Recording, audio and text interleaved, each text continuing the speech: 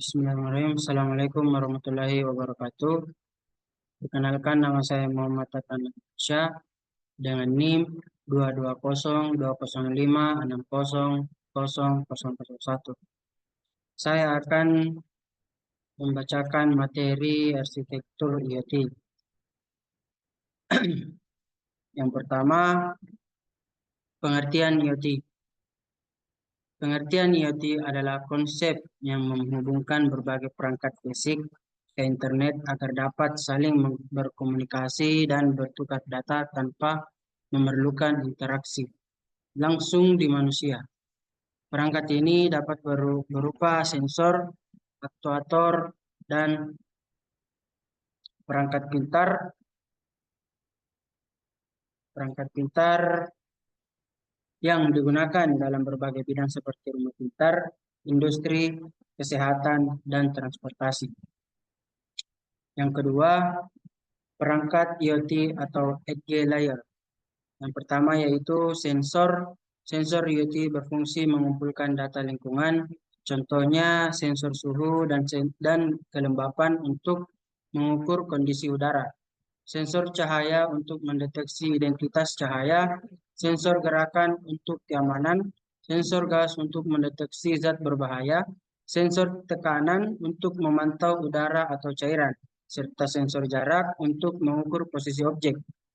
Yang kedua, jenis sensor. Jenis sensor IoT dibedakan berdasarkan fungsinya, seperti sensor lingkungan, suhu, kelembapan, dan cahaya.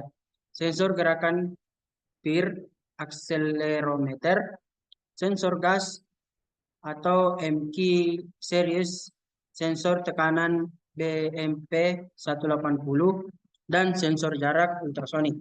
Setiap sensor memiliki peran penting dalam mengumpulkan data untuk otomatisasi dan analisis. Yang ketiga, keunggulan edge layer. Yang pertama yaitu pemrosesan lebih cepat, mengurangi ketergantungan pada cloud. Yang kedua, menghemat bandwidth. Data tidak selalu dikirim ke cloud. Yang ketiga, lebih aman. Data bisa diproses secara lokal sebelum dikirim. Berikut, jaringan atau network layer. Fungsi network layer menghubungkan perangkat IoT ke internet atau jaringan lokal. Meneruskan data dari perangkat edge layer ke cloud atau server.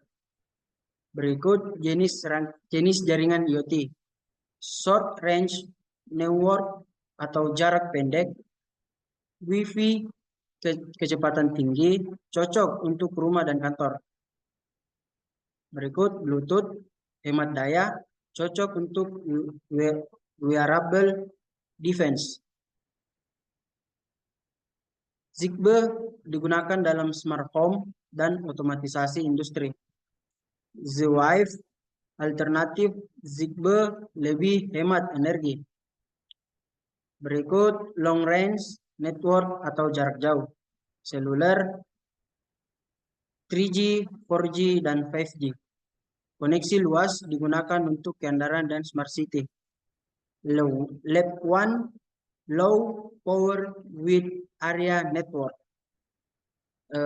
Berikut LoRaWAN, jangkauan luas hemat daya.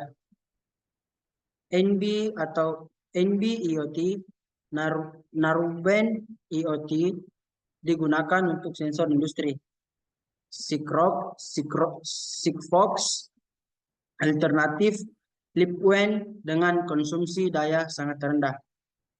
Berikut tantangan dalam network layer. Konsumsi daya, beberapa jaringan memerlukan daya tinggi.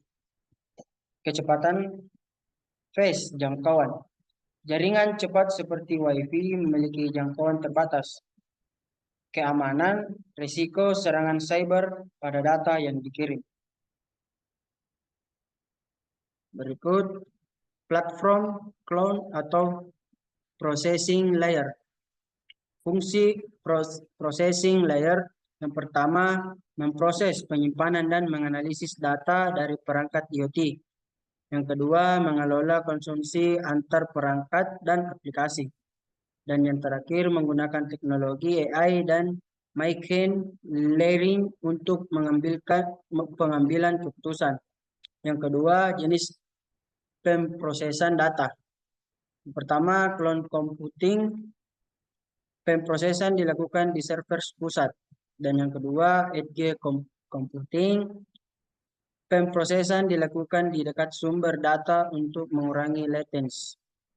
Yang ketiga, fog computing. Gabungan cloud dan edge untuk meningkatkan efisiensi. Berikut layanan cloud untuk IoT. Platform IoT umum. Berikut Awais IoT Core, layanan IoT dari Amazon. Yang kedua, Google Cloud IoT, platform IoT berbasis cloud dari Google. Microsoft Azure IoT, solusi IoT dari Microsoft. IBM Watson IoT menggunakan AI untuk menganalisis data IoT. Berikut tantangan dalam processing layer. Keterlambatan atau latensi bergantung pada kecepatan jaringan. Yang kedua, keamanan data, risiko peretasan dan pencurian data. Yang ketiga, biaya bergantung pada jumlah data yang diproses. Berikut aplikasi atau application layer. Fungsi application layer menyediakan antarmuka bagi pengguna untuk mengakses dan mengontrol perangkat IoT, mengubah data menjadi informasi yang berguna. Berikut jadi jenis aplikasi IoT. Yang pertama yaitu smart home, yang kedua lampu otomatis atau Philips Hue, yang ketiga smart thermostat atau Nest, dan yang ketiga keamanan rumah atau CCTV berbasis IoT. Berikut smart city, lampu jalan otomatis, sistem manajemen lalu lintas cerdas, pengelolaan limbah berbasis sensor. Yang ketiga, kesehatan atau IoT healthcare. Smartwatch untuk pemantauan detak jantung, alat pemantau pasien jarak jauh, robot medis untuk asistensi dokter. Berikut industri 4.0 atau industrial IoT IIoT. Pemeliharaan mesin otomatis prediktif atau maintenance. Otomasi produksi dengan sensor dan robot. Pemantauan kualitas udara dan suhu pabrik. Otomotif dan transportasi, mobil pintar dan self-driving. Sistem pelacakan kendaraan atau GPS IoT, manajemen logistik dan supply chain otomatis. Pertanian cerdas, smart agrikultur, sensor kelembapan tanah dan irigasi otomatis, pemantauan kondisi cuaca dan tanah secara real-time, penggunaan drone untuk pemantauan lahan. Berikut keunggulan application layer, meningkatkan efisiensi dan kenyamanan, automasi dan optimasi proses, akses data secara real-time.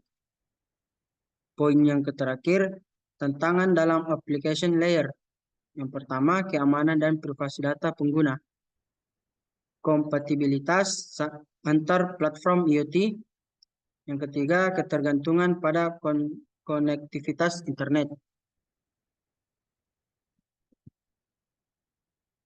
Berikut keamanan IoT. Mengapa keamanan IoT penting? Perangkat IoT sering memiliki keamanan yang lemah. Data yang dikirim dan disimpan bisa disusupi oleh peretas. Risiko serangan cyber yang bisa menyebabkan gangguan operasional. Dan yang kedua, ancaman dalam IoT, peretasan perangkat. Peretasan bisa mengendalikan perangkat dari jarak jauh. Yang kedua, serangan DDoS atau Distributed Denial of Service. Membanjiri sistem dengan trafik hingga lumpuh. Penyadapan data, face dropping, data penggunaan bisa dicuri jika tidak dienkripsi. Malware dan ransomware perangkat IoT bisa terinfeksi malware dan tidak bisa digunakan tanpa membayar tebusan. Metode keamanan dalam IoT, inskripsi data menggunakan protokol seperti TLS atau SSL untuk mengamankan komunikasi. Yang kedua, autentikasi dan otorisasi menggunakan kata sandi yang kuat, biometrik atau autentikasi dua faktor 2FA. Firmware dan IDS, Introduction Detection System, memantau lalu lintas jaringan untuk mendeteksi ancaman. Pembaruan perangkat lunak, firmware update mencegah eksploitasi bug keamanan. Segmentasi jaringan, memisahkan jaringan IoT dari jaringan utama untuk mencegah penyebaran serangan. Berikut yang terakhir yaitu tantangan dalam keamanan IoT, kurangnya standar keamanan universal untuk perangkat IoT. Dan yang kedua, keterbatasan daya dan komputasi pada perangkat kecil sehingga sulit menerapkan sistem keamanan kuat. Dan terakhir, ketergantungan pada penyedia layanan cloud untuk perlindungan data. Baik, mungkin itu saja yang bisa saya bawakan. Apabila ada kurangnya mohon dimaafkan. Wabillahi taufiq wal hidayah. Wassalamualaikum warahmatullahi wabarakatuh.